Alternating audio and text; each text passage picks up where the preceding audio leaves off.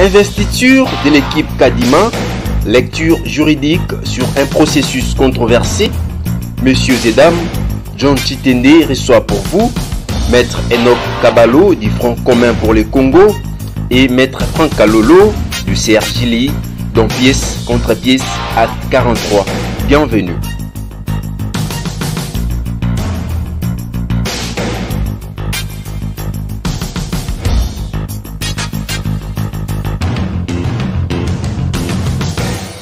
Messieurs et dames, merci de votre fidélité. Je sais que vous êtes des milliers fidèles à ces rendez-vous. C'est bel et bien pièce contre pièce.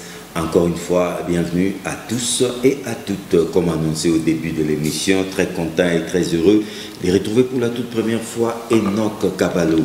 Il est le secrétaire général de l'ANADEC. L'ANADEC, c'est parti cher au président, à l'honorable, n'est-ce pas, A.G. Matembo. Bienvenue, Maître Enoch Kabalo. On ne vous reçoit pas comme avocat, mais beaucoup plus comme juriste aussi et comme politique. Merci d'être là. Merci beaucoup, je vous remercie. Merci pour l'invitation. Merci aux téléspectateurs de cette grande émission, de ce grand forum. Nous sommes là pour donner de l'intelligence politique, faire comprendre à nos compatriotes les tenants et les aboutissants des enjeux politiques de l'heure. Merci une fois de plus. Merci beaucoup, Enoch Kabalo. En face de vous, Franck Kalolo, il n'est plus à présenter. Je vous l'ai dit, c'est un enfant maison, responsable ou coordonnateur du CRJLI. Merci d'être là, encore une fois. Merci beaucoup, M. John, pour l'invitation. Merci également à mon co-débatteur qui s'est présenté. Merci également, mais aussi aux téléspectateurs qui nous suivent partout dans le monde, qui aiment ce grand forum, votre émission. Pièce contre pièce. Ouais. Merci beaucoup. Alors, Enoch Kabalo, il faut le dire, hein, il a été investi. Denis Kadima, c'est le successeur de Corneille Nangaa, mais après un processus biaisé pour les uns, régulier pour les autres, vous êtes juriste depuis le début, au niveau des confessions religieuses. On arrive à l'Assemblée nationale, commission paritaire mixte, entérinement au niveau de la Chambre basse du Parlement, et enfin, ordonnance d'investiture signée tout récemment par le président de la République, en quoi la loi ou un texte réglementaire quelconque a été biaisé ou tout simplement énervé. Merci beaucoup pour cette question. Je pense que l'ensemble de notre peuple, de l'intérieur comme de l'extérieur du pays, ont suivi avec beaucoup d'attention le processus qui a amené aujourd'hui à l'investiture de M. Denis Kadima et son équipe. Ils sont à 12 ans. 12 jusque-là. Bien qu'on s'acharne sur Kadima. Tout à fait. On s'acharne sur Kadima. Je pense que les raisons ont été évoquées.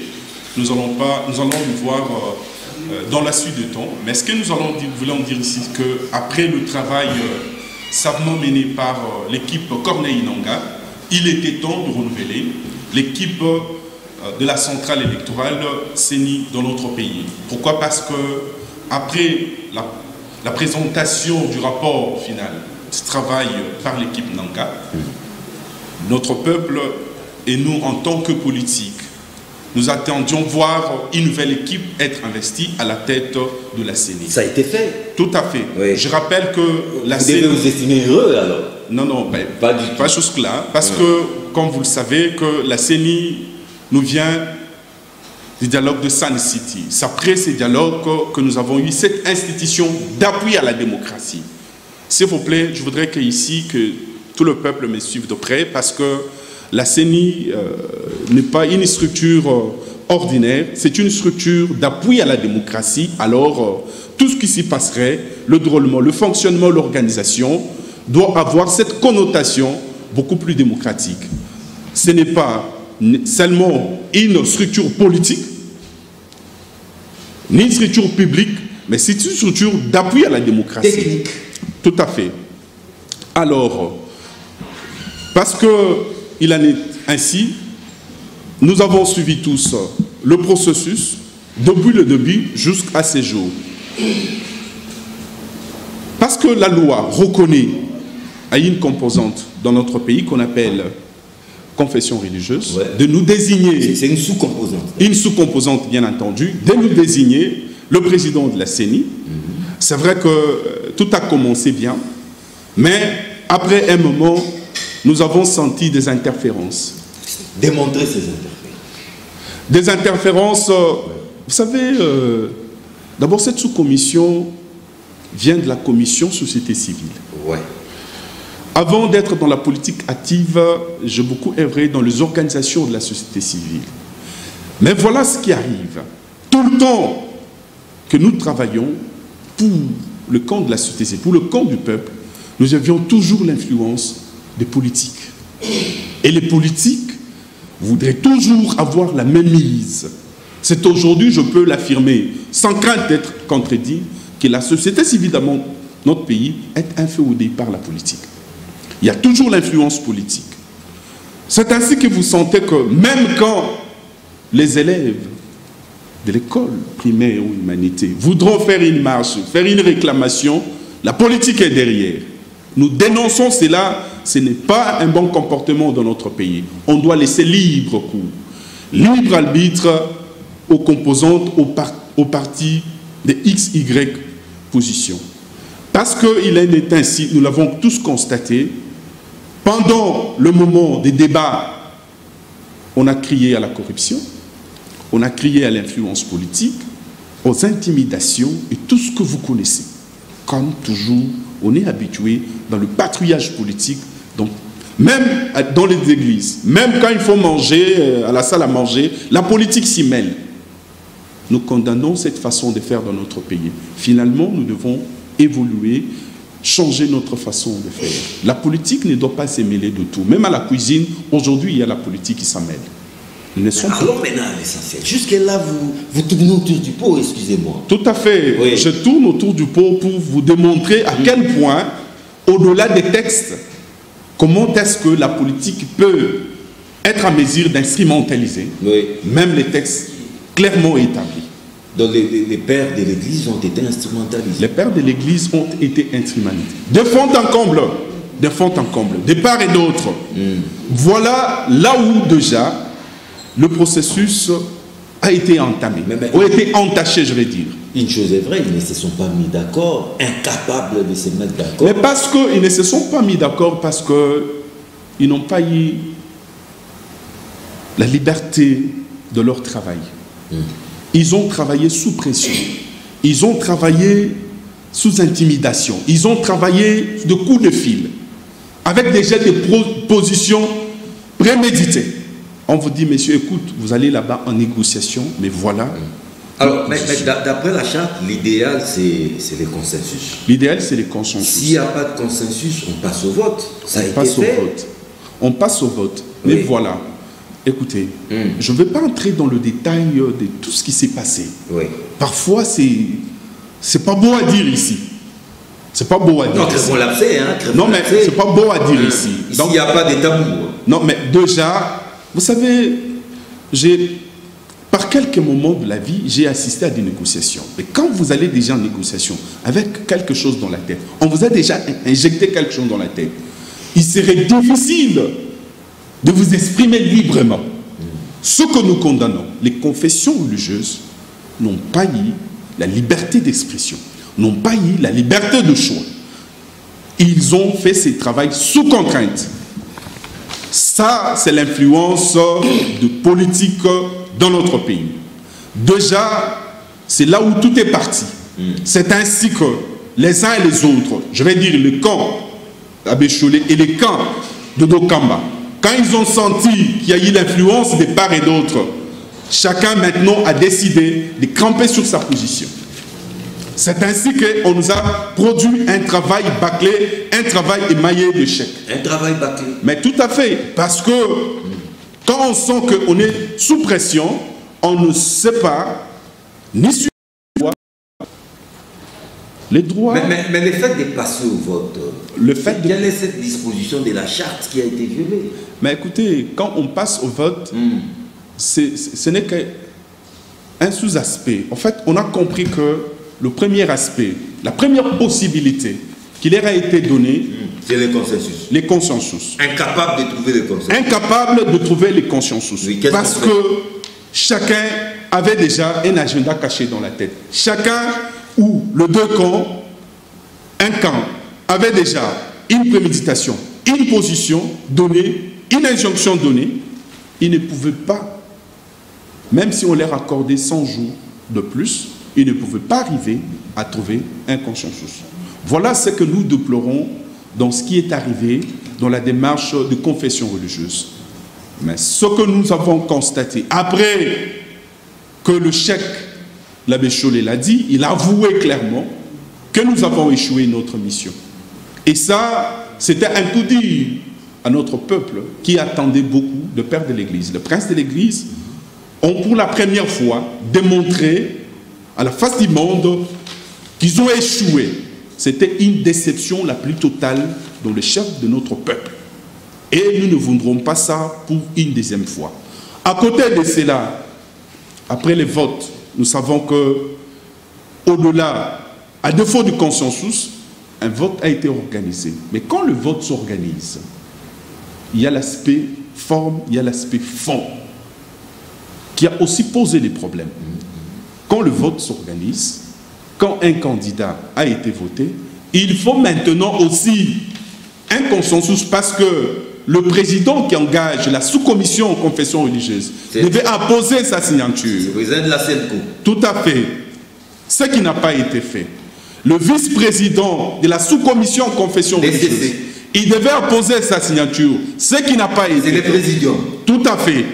Le présidium n'a pas apposé sa signature. Mais pourquoi ils n'ont pas apposé? Est-ce que mais parce le pays va s'arrêter à cause des caprices des individus? Non, non, n'arrivez pas encore à dire le caprice. Oui. Parce que je vois mon co-débatteur en train de consulter la charte, en train de consulter les articles.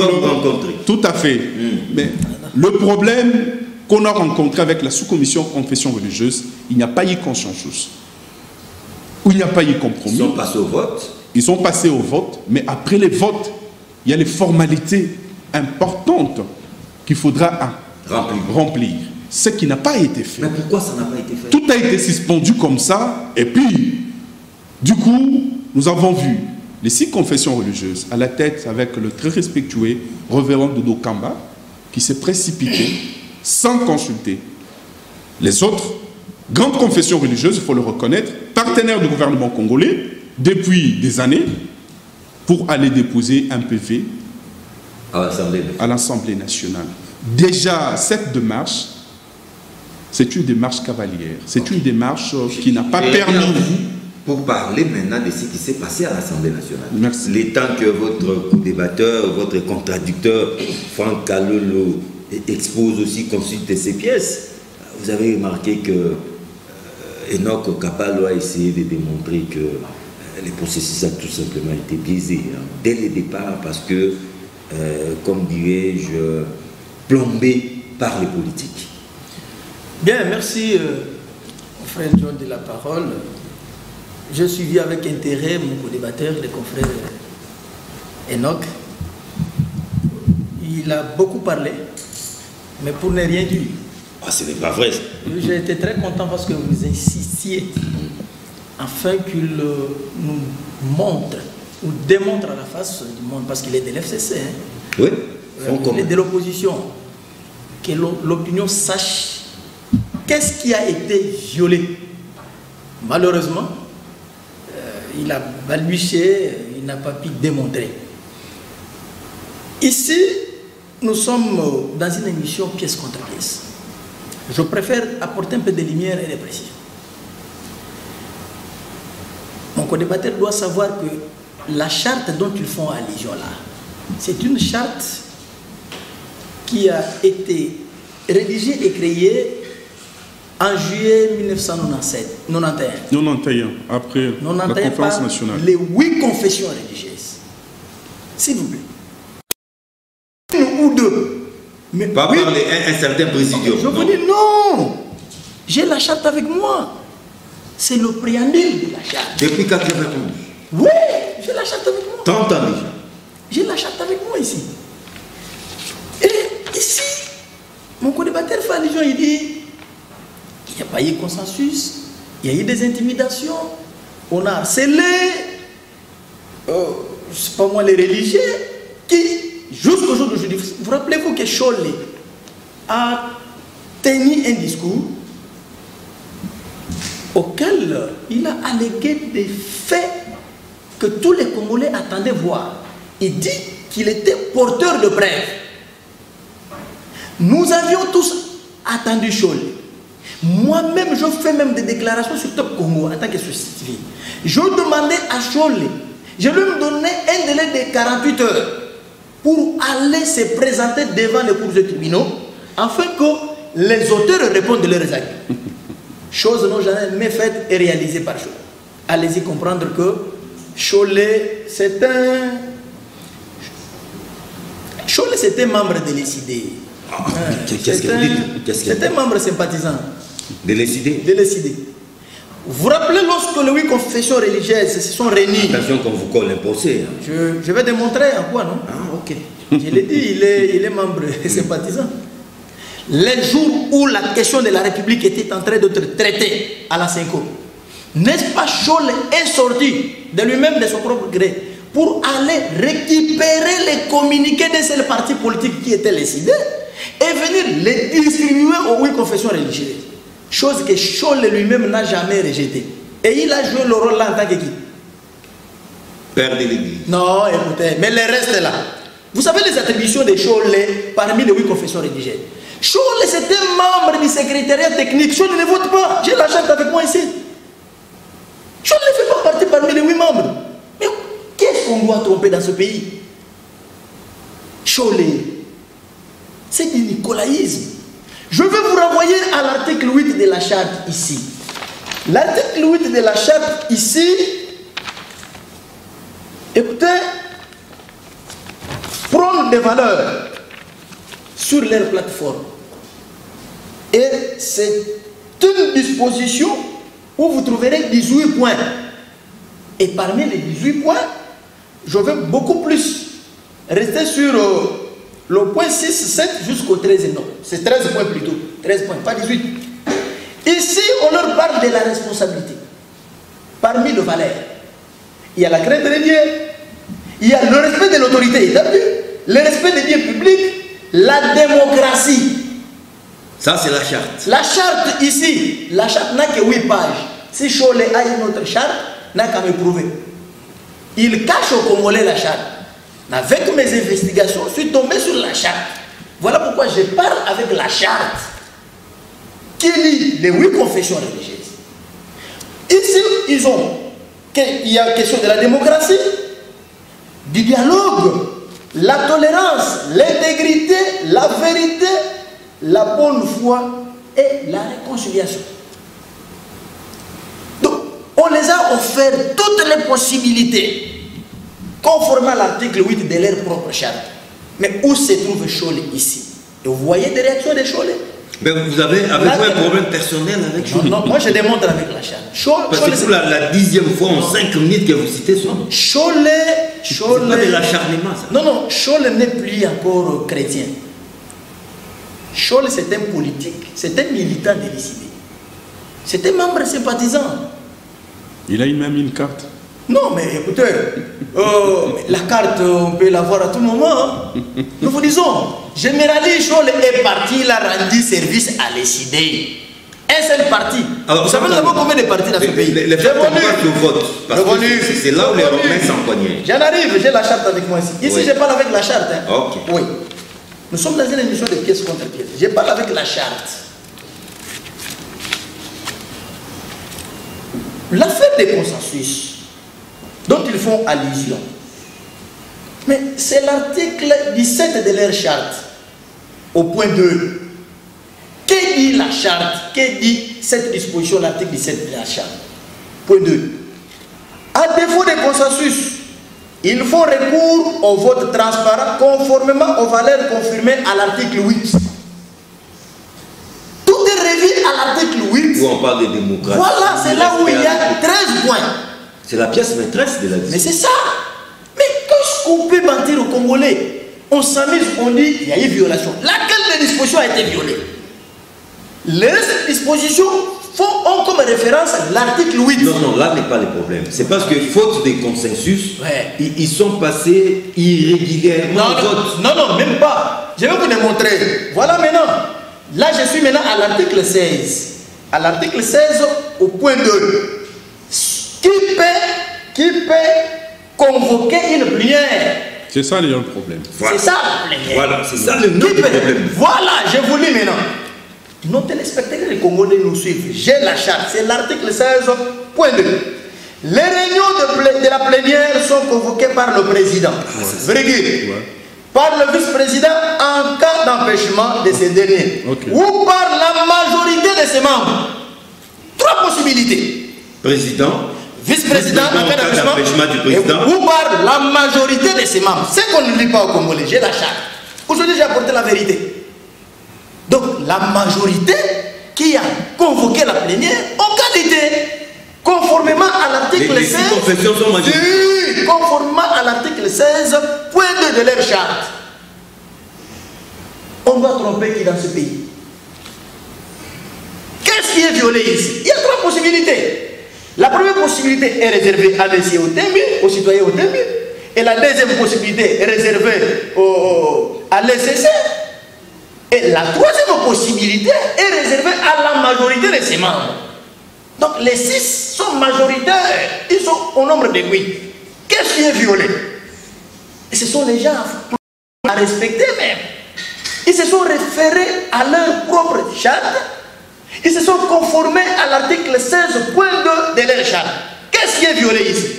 Entre les 6 confessions religieuses et les 2 confessions religieuses, qui dit la vérité? Donc Kabalo a parlé des fonds et de la forme. Non, je dis ici, mais il y a, même que ce soit la forme, que ce soit la forme, rien n'est dit ici. Tout est respecté. Moi, j'ai la charte avec moi. Mais quand il est question... J'invoque des dispositions que lui n'a pas pu... Vous voulez réagir là-dessus? Vous comprenez?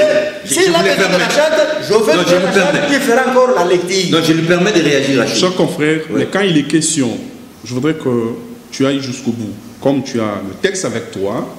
Je peux vous le donner. Non, non. C'est une occasion, c'est de prendre connaissance. Non, non, je l'ai dans mon téléphone. Je l'ai dans mon téléphone. Vous vous promenez. Je l'ai dans mon téléphone. En fait, le problème que l'abbé Outemi... Non, l'abbé Outemi a évoqué, je vous reviens, c'est là où, quand il dit que le PV a été déposé sans sa signature, ni la signature du vice-président. Mais pourquoi? Mais parce que les 6 autres confessions religieuses ont fait leur travail sans les 2 confessions religieuses qui sont le présidium. Donc vous pouvez continuer. Et à cette question, je voudrais quand même que tu nous éclaires et que tu nous répondes. Très bien, merci beaucoup. Parce qu'il parle de la question de la signature, n'est-ce pas? C'est poser la signature. Qui peut engager? Qui peut engager? Je vous lis. La sous-composante. Je vous lis, c'est l'article 18, premier paragraphe et 3e point. On dit ici, l'article 18 vous parle de la compétence des membres du bureau de la plateforme. Le premier paragraphe vous parle du président de la plateforme. Ici, c'est là où il y a les prérogatives réservées quant à la signature. Le point 3 vous dit ceci. Le président ou la présidence ici signe les décisions de la plateforme avec les autres chef de confession religieuse ou celle après concertation avec ses pairs. Tout est conditionné ici. Il n'a pas l'attitude. Il n'a pas le pouvoir, M. Otemi, citoyen Otemi, de les faire seul. Vous allez mentir qui? Aujourd'hui, j'ai la charte avec moi. Continue, papa, parce que jusque là... Oui, c'est fini. C'est fini. C'est fini. Vous n'avez pas rencontré le souci... C'est ce que l'article prévoit. Moi, je ne suis pas dans les émotions. Vous êtes avocat comme moi.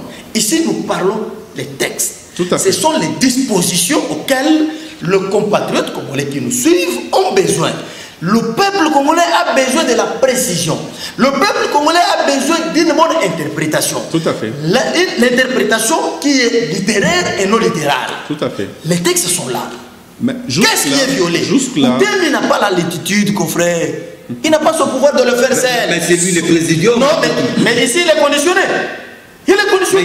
Il n'était pas empêché. Non, il est conditionné. Les 6 autres se sont réfugiés quelque part. Attention, je vais vous dire. Je vais vous démontrer comment vous êtes. Non, non, ils ne se sont pas cachés. Ils ne se sont conformés. Ils ne se sont conformés à l'article. S'il vous plaît. Là, ils ont l'habitude de se réunir pour aller du côté du... Ils étaient chassés par les citoyens chauds. Cholet lui-même a reconnu avoir éteigné la lumière. On lui pose la question pourquoi il dit qu'il veut dormir. Il avait sommeil. Non, mais attention, on a cru. C'est les jours où tous les Congolais ont compris que Cholet dort à la Cinco. C'est là où on lui a acheté les livres. Mais c'est pas un problème. Non, attention, non, mais écoutez, mon frère, c'est un problème. C'est un problème. Comment la question de la République peut être traitée avec légèreté à côté de la chambre d'un individu? Ce n'est pas sérieux. Ce n'est pas sérieux. Cholet fait partie du secrétariat technique. Ok. Il n'est pas parmi les votants. Ok, Fonka. Parmi les 8 confessions religieuses, aucune de ces 8 n'est supérieure à l'autre. Okay. C'est ce que la charte prévoit. On a compris. Les 8 là, les 6 confessions, ils ne se sont pas rebellés. Ils étaient chassés par les citoyens Cholet. Merci Kalou. Je reviens à Kabalo. Vous comprenez? Qui tombe maintenant les confessions. C'est ça. Nous sommes au niveau de l'Assemblée. C'est ce qui est de la charte. Les efforts du président Bosso pour chercher encore à réunir, en donnant des prolongations, des confessions religieuses, pour se mettre d'accord, impossible. Ça a été infructueux, toujours. Et on passe à la commission paritaire mixte. Certaines confessions religieuses ne se présentent pas. Certains partis politiques non plus, comme vous les FCC, vous ne vous êtes jamais présentés. Et le président de l'Assemblée nationale décide carrément d'entériner les PV qui lui a été transmis par les 6 confessions religieuses. Mais en quoi aussi à ce niveau, la loi ou les textes de la République ont été énervés? Mais moi je voudrais aussi, comme le président Bosso a eu le temps matériel à donner ou accorder aux confessions religieuses, accorder aussi ce temps aux parties prenantes au niveau de la commission paritaire. Mais l'État n'est pas notre allié. L'État n'est pas notre allié, mais il en a donné autant à la sous-commission confession religieuse. Tout ça parce qu'on a voulu que les choses se passent normalement et que le résultat soit d'ordre légal. Mais voilà qu'au niveau de la chambre basse, là c'est du forcing. Là c'est Cholet et... Passage en force. S'il vous plaît, là c'est le président Bosso qui, sachant ce qu'il est capable de faire, parce que c'est sa juridiction, la base son fief, il a le pouvoir, il décide sur quoi que ce soit. Voilà que, avec le prof Mbata, déjà président de la commission permanente PAJ au niveau de l'Assemblée nationale, qu'on nomme encore une fois de plus, nous sommes dans le droit parlementaire, qu'on nomme encore... Il y a une compatibilité. Mais voilà, il y a une compatibilité. Vous savez, j'ai beaucoup de réserves. Prof Mbata, c'est parmi une sommité scientifique dans notre pays. L'homme pour qui, personnellement, j'ai beaucoup de respect. Tout ce qu'il fait, parfois, je le prends avec beaucoup de considération, le travail qu'il produit, parce que ce sont des personnes respectées dans notre pays. Je ne veux pas entrer dans ces détails. Il est président d'une commission permanente, et aujourd'hui, il est président d'une commission spécialisée, une commission paritaire. Ça pose, ça énerve un peu quelque part la loi. Je ne voudrais pas entrer dans ces débats, mais mon problème et mon souci était de voir, une fois de plus, cette largesse que le président Bosso a y accordé aux confessions religieuses, être accordée aussi au niveau de la commission paritaire, jusqu'au point qu'on trouve un consensus, qu'on mette tout le monde à la table. Là, on allait prendre toute une année. Non, non, on n'allait pas prendre toute une année. Oui. Avec la magie politique, il était à mesure de mettre tout le monde à la table. Là, il était question d'avoir tout le monde à la table. Écoutez une fois de plus les revendications des uns des autres. Pourquoi est-ce que d'autres parties prenantes, notamment les forces politiques de l'opposition, n'ont pas pris part à ces pourparlers au niveau de la commission paritaire? Pourquoi ne pas tenir compte de leurs revendications? Pourquoi ne pas prêter l'oreille? Le président Bosso s'est méfié. Passage en force. Passage en force. Nous avons vu l'équipe Kadima atterrir. Nous regrettons. Aujourd'hui, nous comprenons que celui qui a l'impérium roule tout le monde. Mais même à ce niveau, vous n'arrivez pas à démontrer en quoi la loi a été violée. Passage en force, c'est bien, mais c'est une déclaration gratuite. Voilà quelques revendications. Ici, on est au niveau des revendications des forces politiques de l'opposition. Ils ont demandé, avant que nous nous mettions sur la même table dans cette commission, voilà notre cahier des charges, voilà nos revendications. Nous demandons, par exemple, nous ne voulons pas que le professeur Mbata préside la commission permanente PAJ et qu'il préside en même temps cette commission spécialisée qui est commission paritaire. Ils ont évoqué un certain nombre de revendications. Qui n'a pas rencontré l'oreille du président Bosso? C'est à ce niveau-là. Et en tant que politique, ils se sont cramponnés sur leur position. Nous ne participons pas. Et nous allons voir ce qu'il va donner à la suite. Mais à la surprise de tout le monde, on n'a pas compris par quelle magie, par quel mécanisme ils ont été remplacés. On a voté à leur place, on a tout commissionné, on a tout fait à leur place pour que... Donc ils n'ont pas voulu participer pour gripper la machine. Ce n'est pas pour gripper la machine. Non, non, pas pour gripper la machine, mais pas pour que les revendications soient considérées et entendues. C'est ça le vrai problème. C'est pas ça ce qu'on appelle politique de la chaise vide. Voilà. Ce n'est pas la politique de la chaise vide. Vous savez, on est en démocratie. La démocratie, il faut aussi un large consensus. Il faut un large consensus. Il faut se plier au caprice de tout le monde. Ce n'est pas se plier au caprice de tout le monde, parce qu'on sait que l'opposition a un mot à dire. On doit l'approcher. Aujourd'hui, l'opposition est minoritaire. Ce sont les faibles. Ce sont les faibles et les faibles. On les protège toujours. Tout à fait. Vous comprenez que on n'a jamais protégé l'opposition. On n'a jamais prêté l'oreille à l'opposition. On pouvait s'en passer comme ça facilement. Franck Kalou, au niveau de l'Assemblée nationale, passage en force, œuvre Mbosso. Encore pour la deuxième fois, mon co-débatteur se perd. Qui n'arrive pas à démontrer, il faut bien cette mission pièce contre pièce. Donc, c'est l'aide de la vérité. J'aimerais un peu faire des précisions ici. J'apporte quelques précisions. J'ai suivi avec intérêt les analyses de mon confrère, de mon débatteur, mais je ne me retrouve pas toujours.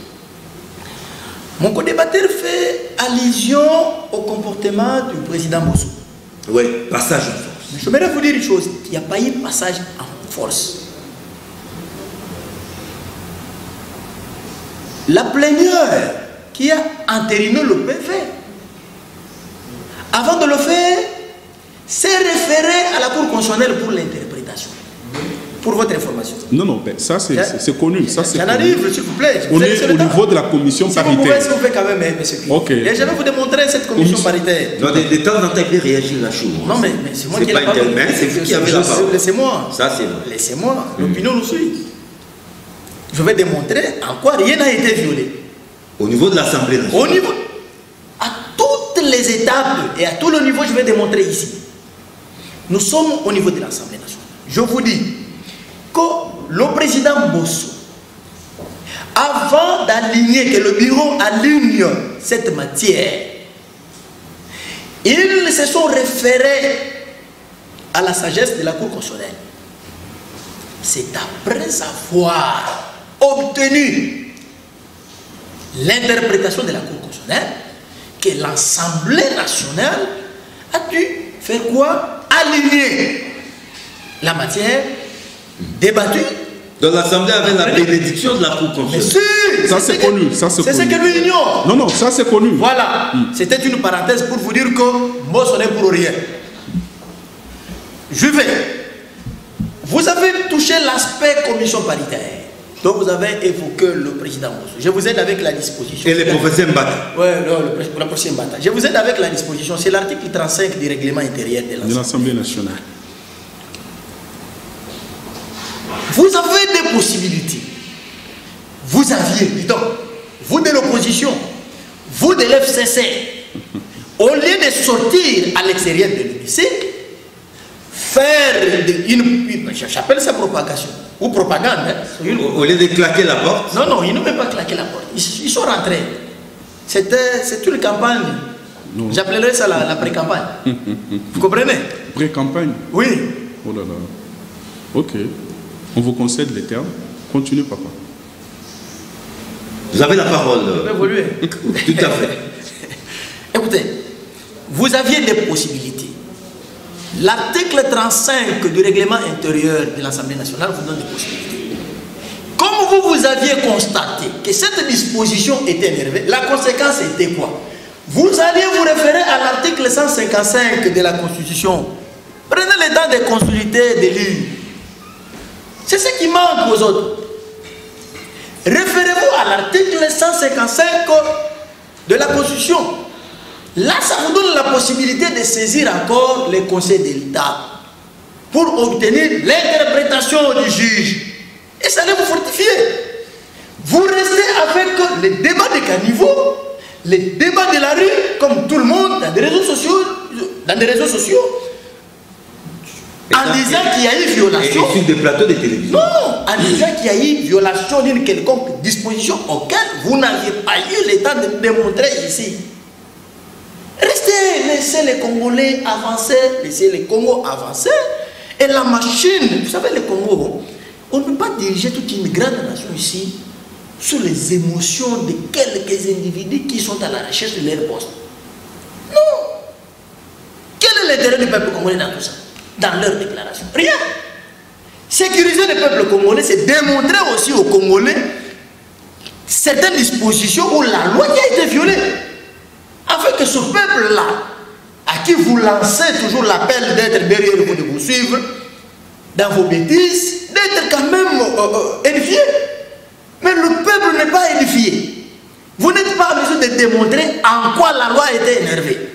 En quoi aucune disposition, que ce soit de la Constitution, moins encore de la charte ici, est violée. Non, ce sont des allégations, des faits faux. Des procès de tension, les débats des caniveaux. Ici, c'est la loi qui parle. Nous sommes tous avocats, nous sommes esclaves des textes. C'est la loi. Moi, je me réfère aux dispositions de la loi. Je me réfère à la loi. Qu'est-ce qui a été violé? Il ne vous montre pas. Et demain, vous allez encore le voir à l'extérieur dire, écoutez, le chef de l'État a entériné, c'était l'occasion. Vous l'avez offert l'occasion ici. On arrive à ce stade-là. Je vais le démontrer. Je vais vous démontrer sur toutes les étapes que rien n'a été. La parole peut passer alors. Nous sommes maintenant au niveau final. Hein. Il y a eu levé des boucliers, beaucoup de voix se sont levées pour demander au chef de l'État de ne pas investir l'équipe Kadima. Mais hélas, le président de la République a fini par signer cette ordonnance. Kadima a été investi. Même à ce niveau, vous continuez de persister et signer que les dispositions légales ont été violées. J'ai suivi avec beaucoup d'attention, très calmement, le chef de l'État, qui, dans son discours, a présenté avec de preuves ce qui lui a été aussi présenté. Ouais. Le chef de l'État... Il a même comparé la situation avec celui de Malonda. Voilà. Voyez un peu ça. Le chef de l'État, dans son discours, il n'y avait pas de nouveau. Il a démontré, depuis l'année passée, il a évoqué les cas Malonda. Il a évoqué le processus de désignation. Pourquoi il a refusé d'investir Malonda? Malonda, il a démontré le processus de désignation de Denis Kadima, les problèmes qui ont été maillés en cours de chemin pour qu'on en arrive là. Il a démontré au niveau de la chambre basse ce qui s'est passé jusqu'à son niveau. Aujourd'hui, je ne peux pas me permettre ici de prendre position contre ce qu'a fait le chef de l'État. En bref, ce que lui a démontré, ce que lui a fait, ce que lui a donné comme donné, ce qui lui a été présenté.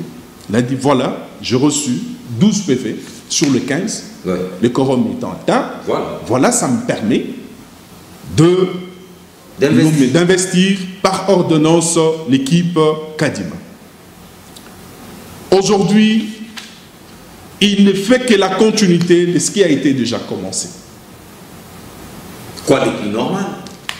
La boucle est bouclée, les vins tirés, il faut les voir. Mais voilà que... Non, attention. Les vins n'est pas tiré. Non, mais maintenant, place aux élections. Non. Place aux élections. S'il vous plaît, je réagis aussi. Oui. Les vins n'est pas tiré. Mais plutôt, la procédure a été respectée. Chaque institution a joué son rôle. Comme il se doit. Conformément à la loi de la République. Laquelle des lois a été violée, comme ils le disent ici. Et on va faire l'interprétation ici littéraire. Kabal. Merci beaucoup. J'étais en train de finir sur ce que le discours du chef de l'État. En tant que politique, nous devons maintenant être souples. La boucle a été bouclée. Ouais. Nous ne sommes pas dans le débat de comment ça s'est passé. Préparez-vous. Maintenant, là, nous affitons. Vous voulez continuer de pleurnicher? On ne pleurniche pas. En tant que politique, nous nous assumons en tant que tel. Donc, en prenant cette ordonnance, le président n'a rien violé. Ça, vous l'avouez. Hein? Mais je dis ceci. C'est un aveu, alors. Le chef de l'État n'a fait que répéter ce qui lui a été transmis. Logique par rapport à lui-même. Il n'a rien ajouté. Avant même de le dire, il a démontré. Tout le jour, nous savons que quand il y a une ordonnance chef de l'État, il dit non, conformément à la Constitution, c'est comme si c'est lui qui décide. Il motive et puis il décide et puis c'est passé. Mais cette fois-ci, l'homme a eu du recul. Il est passé dans des faits historiques. Voilà comment ça a commencé depuis 2020 jusqu'à ces jours. Voilà le résultat et ce que je viens vous présenter. Le chef de l'État nous a présenté que ce qui lui a été transcrit conformément à ce qui a été fait. Donc voilà, en tout cas, je lui concède. Je ne vois pas en quoi il a péché. Il a retransmis ce qui lui a été donné. Ça, c'est bien, comme le chef de l'État n'a pas péché, mais maintenant, il y a su des événements. On attendait peut-être que la MOUCA, les FCC... Mais maintenant, ça fait déjà plus de 48 heures. Non, écoutez. Il y ait des actions sur terrain, je sais que la rue... Mon confrère en face... mais jusque là, il n'y a rien. Êtes-vous incapable de mobiliser? Non, j'ai vu dans les réseaux sociaux les gens qui disaient « Oh non, la ligne rouge a été franchie, maintenant là, on va voir et tout et tout. » Messieurs, mon frère, évitez-nous de nous inciter à tout ce que nous ne voulons pas revivre dans ce pays. Nous devons plutôt conserver les acquis démocratiques. C'est un aveu d'échec, il y a un aveu d'impuissance. Non. De la part de cette opposition. Non, mais écoutez, s'il vous plaît, l'opposition, vous voulez une opposition qui... Moïse Katumbi a menacé, les FCC a menacé, la MOUCA a menacé. Mais les Rubicons ont été franchis, nous sommes passés dans une autre étape. Les raisons mais du côté opposition, silence total. Les raisons... Non, mais écoutez, peut-être que...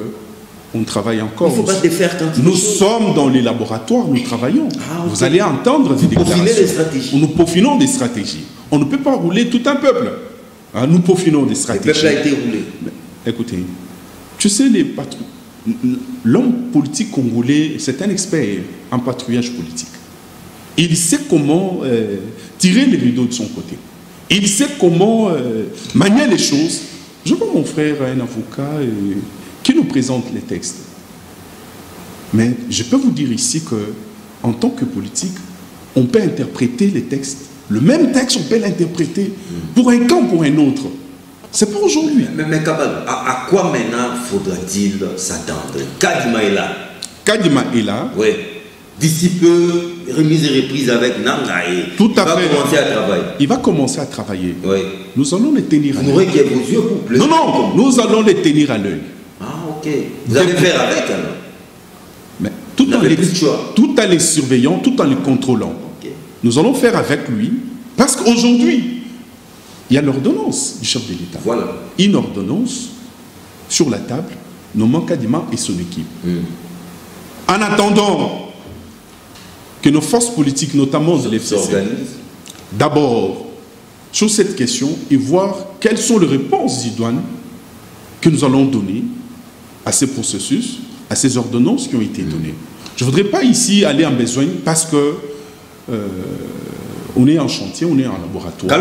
Une réaction, on travaille, nous aurons des réponses fortes à donner à ce qui s'est passé. Parlant du côté investiture, Maître Kapal n'a pas grand-chose à dire, mais sauf qu'ils sont encore en train de peaufiner des stratégies. Non, oui, j'ai compris que mon co-débatteur est oui.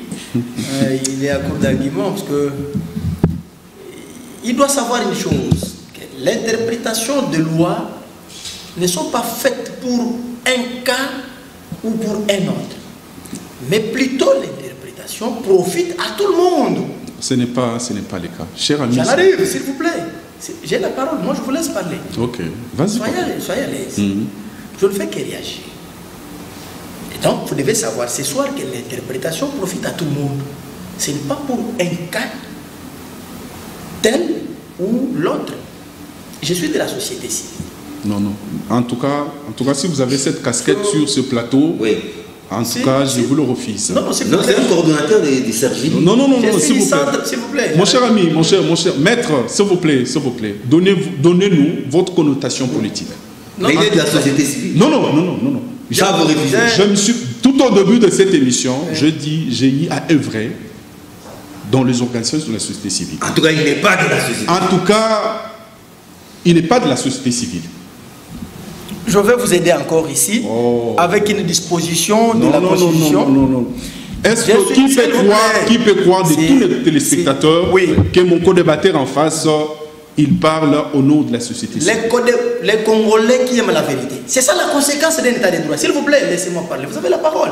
C'est ça la conséquence. Mais avec une position partisane. S'il vous plaît. La société civile. S'il vous plaît, si je peux pas parler, laissez-moi parler. Laissez-moi parler, démontrer à l'opinion ici. Vous aurez votre droit à la parole. Vous aurez les droits. Vous aurez le droit à la parole. Vous pouvez la connaître même 90 minutes. Cher confrère, je vous invite dans un parti politique. Sortez de la société civile. Je vous démontre. Je me réfère à la loi. Vous devez savoir, chaque société civile, chaque structure a ses objectifs bien définis dans leur statut. Je suis le coordonnateur du centre de réflexion juridique de la lutte contre l'impunité. Je suis le centre de réflexion juridique. Nous réfléchissons juridiquement. Mais parmi nos objectifs, nous dénonçons et nous saisissons la justice pour tout comportement contraire aux lois de la République. Voyez-vous, on est différents. Nous sommes une société civile qui collabore avec le pouvoir public conformément à l'article 37 de la Constitution. Un devoir à domicile. Allez consulter. C'est ça, je peux vous faire la lecture si vous facilitez. Non, moi, j'ajuste sur base des textes. Maître, vous êtes plus politique que s'il vous plaît. Vous êtes plus politique que je. Non, je ne sais pas. Je suis du côté de la raison. La société civile qui doit équilibrer les choses. Nous sommes habitués dans notre pays à récolter des sociétés civiles qui ne sont pas neutres, qui défendent les intérêts des individus. Mais vous êtes neutre. Oui, nous sommes neutres. Nous avons comme référence la loi. Monsieur le journaliste, mais vous venez ici défendre un camp. Non, mais je défends pas facilement vous traiter d'être antisécurité. Oui, pour ceux-là qui sont ignorants de la loi, pour ceux-là qui ne se documentent pas, ils peuvent nous donner une certaine connotation. Mais depuis le début de l'émission, je demeure sur la loi. Société civile. Oui, la loi. S'il est en question, il allait parler le même langage avec l'abbé Tchol. S'il vous plaît. Non. Quand Abbé Tchol pêche sur ses propres engagements, là, on ne peut pas. Nous dénonçons et nous saisissons la justice pour tout comportement contraire aux lois de la République.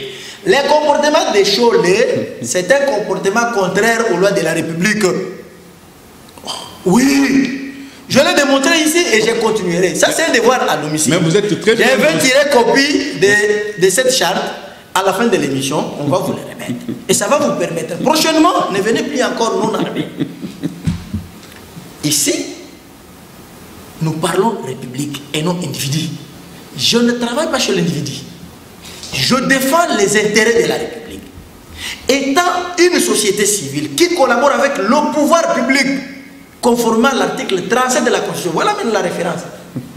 Ça vous met à l'aise, hein? À l'aise, ça c'est un devoir à domicile. Franchement. Et donc ici, je suis très à l'aise parce que vous avez reconnu que le chef de l'État n'a rien violé. Lui n'a fait que confirmer ce qui lui a été transmis.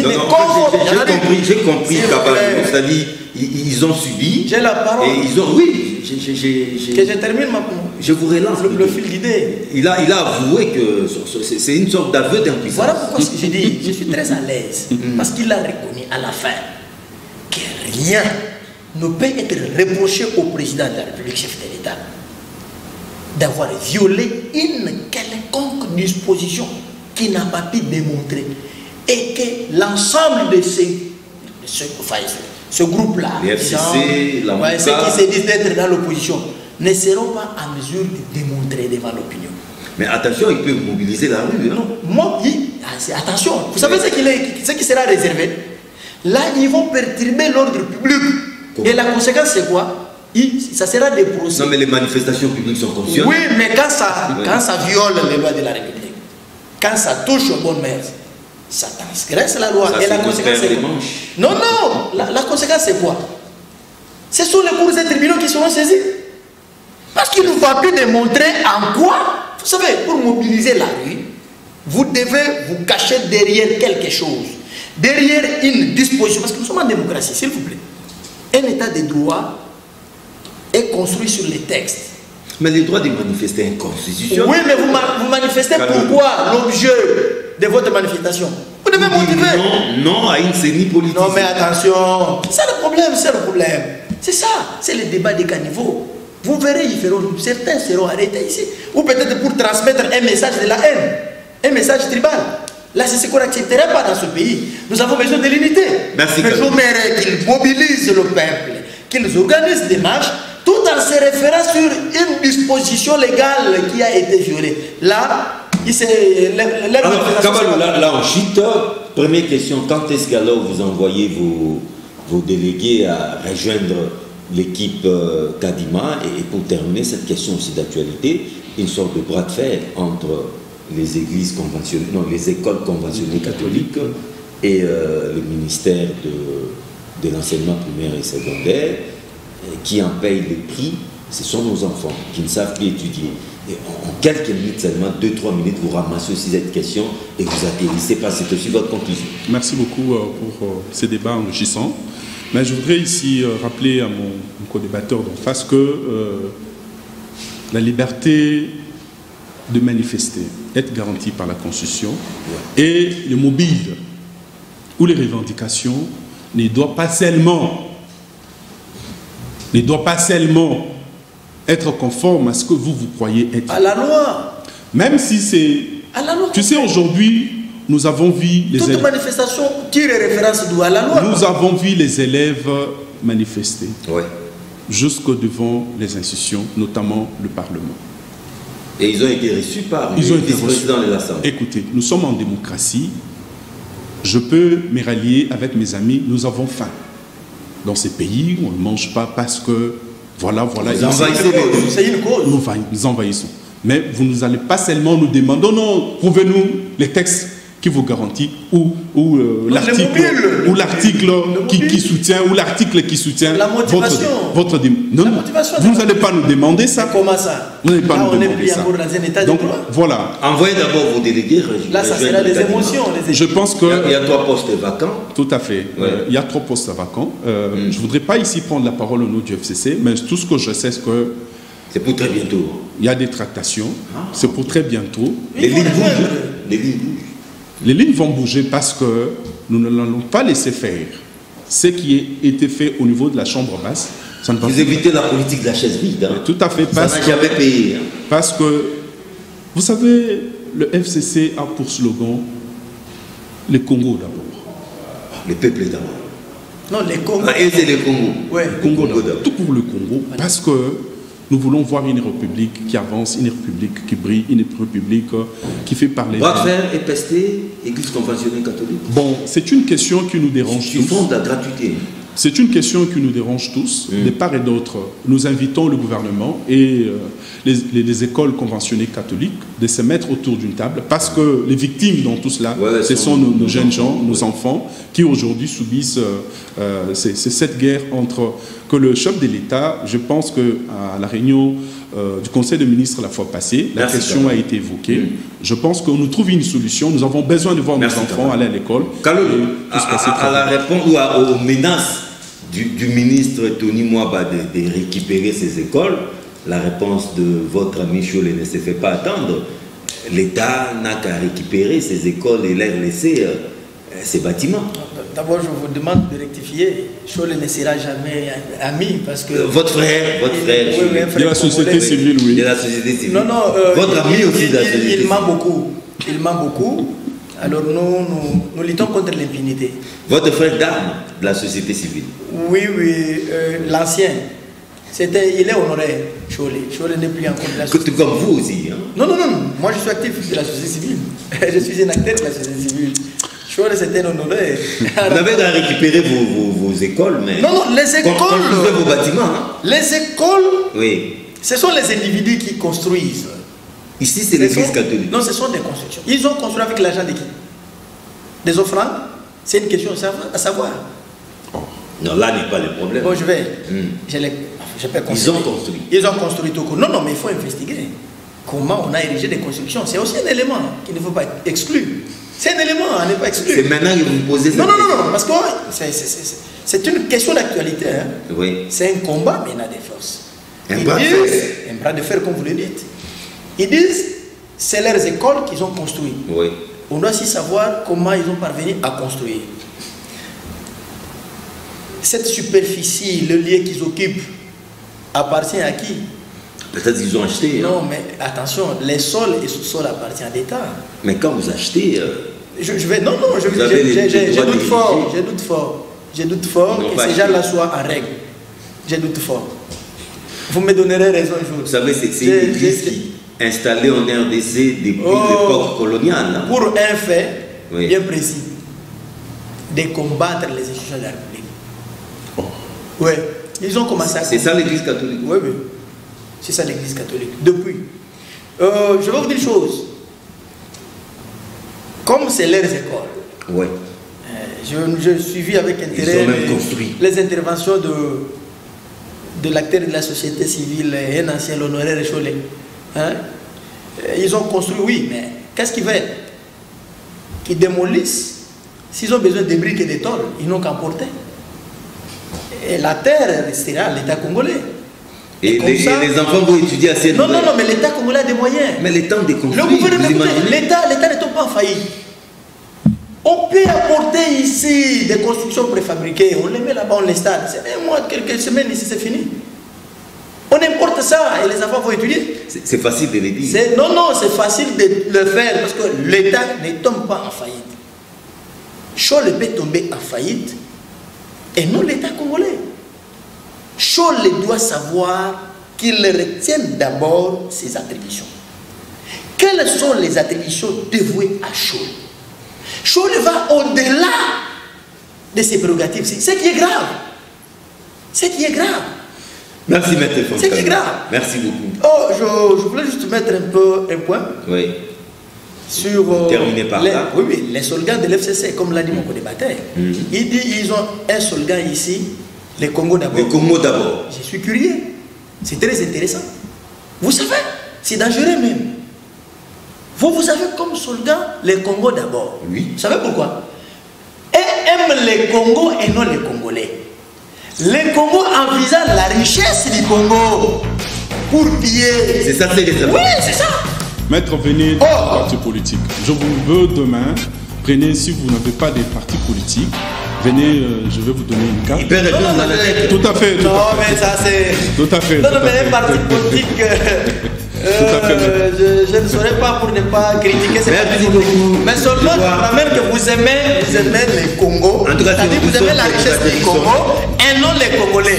Or, le Congo est composé des habitants. Merci des beaucoup Congolais. à Maître Enoch Kabalo. Je suis désolé. Vous êtes le secrétaire général de l'ANADEC. Tout à fait. Les partis de l'honorable AG Matembo. Vous faites partie du Fonds commun pour le Congo. Exactement. Et vous êtes maintenant dans l'opposition. Exactement. Merci beaucoup d'avoir été là. C'est moi qui... Ils apprennent l'opposition. Merci également Maître Franck Kalolo, l'homme de Sergili, coordonnateur de Sergili. Bon, vous êtes la société civile là. Non. Merci. Il collabore avec le pouvoir public conformément à l'article 37. Merci surtout à vous. Les rendez-vous est pris le lundi prochain, même heure, même chaîne. Mais suivez ces magazines en diffusion, c'est mardi à partir de 11h.